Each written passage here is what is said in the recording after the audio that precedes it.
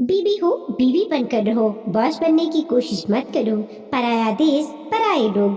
पर फिर भी काव्या खुश थी, क्योंकि जिसके लिए इतनी दूर 7 समुंदर पार करके आई थी वो पराया नहीं था, बल्कि वो तो उसका सुहाग मिहिर था। काव्या जिंदगी को भरपूर जीने वाली लड़की, घर भर की लाडली काव्या। सालनी, काव्या के लिए एक रिश्ता आया है। NRI लड़का है। वो अपने वर्मा जी के दोस्त का बेटा है। एक दिन काव्या के पापा कबीर जी अपनी पत्नी से बोले, अरे विदेश भेजोगे बेटी को? मिलने को तरस जाएंगे। नहीं नहीं, मुझे नहीं करनी यहाँ बेटी की शादी, सालनी जी बोली। काव्या की माँ लड़के वाले तो यही के हैं, बस लड़का विदेश में बसा है और कुछ सालों बाद उसके माँ बाप उसे यहीं बुलाने वाले हैं। घर परिवार अच्छा है, लड़की खुश रहेगी वहाँ, कबीर जी बोले। सालनी जी का मन नहीं मान रहा था, पर कबीर जी ने उन्हें समझाया बुझाया कर चुप करा दिया था। साथ साथ NRI से शादी की सुन काव्या की आंखों में पलते विदेश के सपने को देख भी उन्होंने बेमन से रिश्ते को हामी कर दी। जानकारी में होने के कारण ज्यादा जांच पड़ताल भी नहीं की गई, क्योंकि मिहिर इस वक्त भारत आया हुआ था तो देखने दिखाना हुआ और चटमंगनी पट ब्याह हो गया और काव्या का वीजा लगवा 1 महीने के अंदर मिहिर उसे लंदन लेकर उड़ गया। माँ बाप से बिछड़ने पर काव्या बहुत रोई, पर यहाँ इस धरती पर कदम रखते ही मानो उसे परिलोक का एहसास हो रहा था और उसे मिहिर किसी शहजादे से कम नहीं लग रहा था, जो उसे सबसे चुरा इस परिलोक में ले आया हो। काव्या, ये है मेरा और अब तुम्हारा भी घर। तुम फ्रेश हो लो, इतने में मैं कुछ खाना ऑर्डर करता हूँ। मिहिर उसे घर लाकर बोला, बहुत सुंदर घर है और इसका इंटीरियर भी बहुत अच्छा है। काव्या घर देखकर बोली, हाँ मिली इंटीरियर डेकोरेटर है ना, उसने ही सजाया सब। मिहिर अपनी रो में भूल गया। मिली, काव्या ने सवालिया नजरों से देखा। मिली मेरे साथ ये फ्लैट शेयर करती है और प्लीज टिपिकल इंडियन वाइफ मत बन जाना, यहाँ ये सब आम है। तुम दरवाजा बंद कर लो और खा पी कर आराम करो, मैं शाम को आता हूँ। मिहिर बिना किसी झिझक के बोला। काव्या बिना कुछ बोले सारा घर देखने लगी। मिहिर चला गया। काव्या फ्रेश हो थोड़ा बहुत खा कर लेट गई।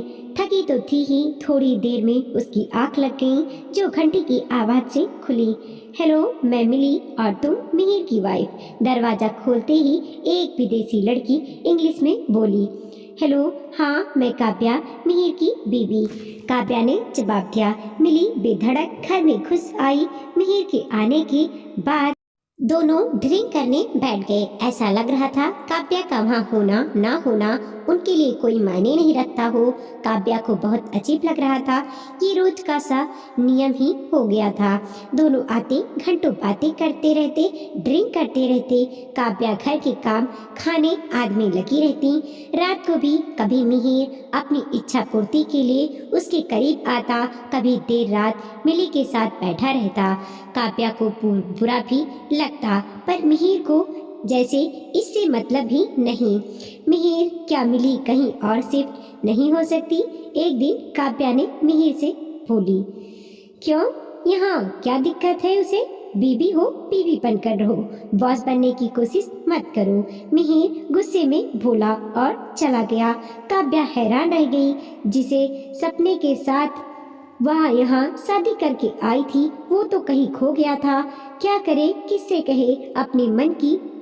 परदेश में कोई अपना भी तो नहीं था और जिसे अपने के सहारे यहाँ आई थी वो भी अब यहाँ आकर बदल गया था। भारत में सब बात अपने घर पर बता वो अपने माँ बाप को परेशान नहीं करना चाहती थी। काव्या घुट घुट कर जी रही थी। इसी तरह 2 महीने बीत गए। काव्या, ये मेरे कुछ दोस्त हैं, तुम इनके लिए खाने का इंतजाम करो। एक दिन मिहिर कुछ लोगों के साथ आया और बोला। काव्या खाना बनाने लगी। मिहिर अपने दोस्तों के साथ ड्रिंक करने लगा। मिली अभी तक नहीं आई थी। काव्या, तुम भी हमारे साथ पियो। मिहिर के दोस्त में से एक इंग्लिश में बोला, माफ़ कीजिएगा, मैं नहीं पीती। काव्या ने शिष्टता से जवाब दिया, अरे थोड़ी सी तो बनती है। एक दोस्त जबरदस्ती उसे पिलाने लगा तो काव्या ने उसे धक्का दे दिया और कमरे में भाग गई। तभी उसने बाहर उनकी बातें सुनी। मिहिर ने उनसे पैसे लिए थे जिसके बदले वो काव्या को उन्हें एक रात को सौंपने लाया था। साथ ही मिहिर उनसे बोल रहा था वो तो शादी इसीलिए करके लाया है जिससे घर संभालने को एक नौकरानी मिल जाए और कमाई का साधन भी। काव्या को एक धक्का सा लगा। उसने जल्दी से दरवाजे की कुंडी लगाई। तभी दरवाजा पीटा जाने लगा। मिहिर गुस्से में चिल्ला रहा था और दरवाजा खोलने को बोल रहा था, हे भगवान, अब मैं क्या करूं? मैं इस पराये देश में। उसने खुद से रोते हुए कहा और अपना पासपोर्ट और पैसे निकालने लगी। अलमारी में से एक बैग कुछ सामान डाले वो पीछे के रास्ते से निकल गईं। अनजान देश में अनजान राहों पर वो भागी जा रही थी बस। अरे काव्या, तुम यहाँ क्या कर रही हो? तभी उसे एक आवाज़ सुनाई दी जो उससे इंग्लिश में पूछ रही थी। उसने पलट कर देखा, सामने मिली खड़ी थी। काव्या डर गई। डरो मत, मुझे बताओ क्या हुआ, मैं शायद तुम्हारी कोई मदद कर सकूं। मिली ने काव्या के कंधे पर हाथ रखकर बोली। पराये देश में सहानुभूति के दो बोलों ने काव्या पिघल गई और रोते हुए मिली के गले लग गई और सारी बात उसे बता दी। मिली ने काव्या को थोड़ी देर रोने दिया, फिर शांत कराया। देखो काव्या, मुझे नहीं पता मिहिर तुम्हें यहाँ क्या कहकर लाया है।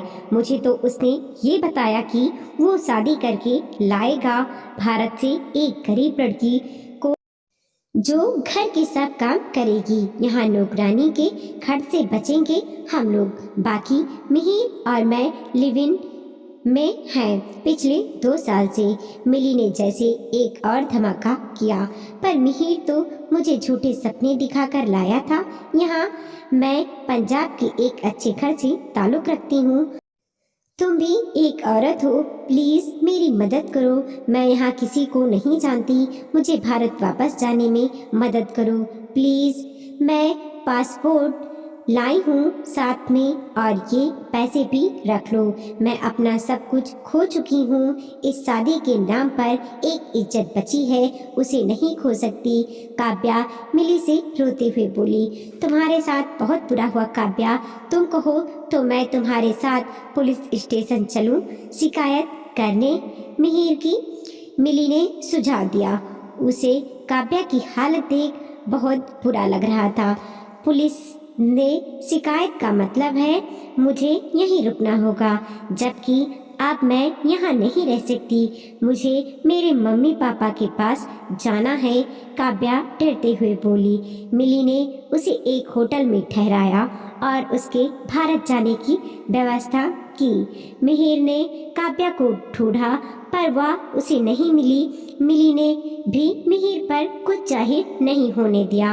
आज काव्या वापस जा रही है अपने देश। जिस खुशी के साथ उसने इस धरती पर कदम रखा था, उससे कहीं ज़्यादा दुख के साथ वो इस धरती को छोड़ रही है। विदेशी चमक ने उसका सब कुछ छीन लिया, पर इतना संतोष था उसे कि उसने उन लड़कों से अपनी इज्जत बचा ली, वरना सिवा मरने के कोई रास्ता नहीं बचता उसके पास। भारत आकर काव्या ने जब अपने माँ बाप को अपनी आप बीती सुनाई तो वो गुस्से में मिहिर के माँ बाप के पास गए। वहाँ वो लोग भी अपने बेटे की करतूत के लिए शर्मिंदा थे।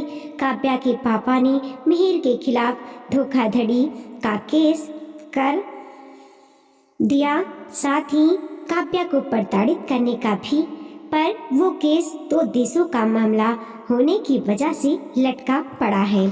काव्या के पिता खुद को दोषी मानते हैं। क्यों उन्होंने अपनी बेटी की शादी एक NRI से करके उसके साथ ये अन्याय किया। अब उनकी बेटी न तलाकशुदा है न विवाहित। दोस्तों, बेटी की शादी अच्छे घर में हो, ये हर माँ बाप का सपना होता है। पर अपने जिगर के टुकड़े को किसी को सौंपने से पहले अच्छे से जांच पड़ताल कर लें, वरना कहीं आपको भी काव्या के माता पिता की तरह पछताना ना पड़े। यहाँ मैं ये नहीं कहती कि हर एनआरआई लड़का गलत है, पर फिर भी जिगर का टुकड़ा सौंपने से पहले सब कुछ देखना समझना जरूरी है, वरना ऐसी शादी बच्चों की जिंदगी नहीं संवरती बल्कि उन पर अन्याय ही करती है। वीडियो को लाइक कीजिए, कमेंट कीजिए और अपने दोस्तों के साथ जरूर शेयर कीजिए। चैनल पर नए हैं प्लीज़ सब्सक्राइब कीजिए और देखते रहिए मोटिवेशनल स्टोरी।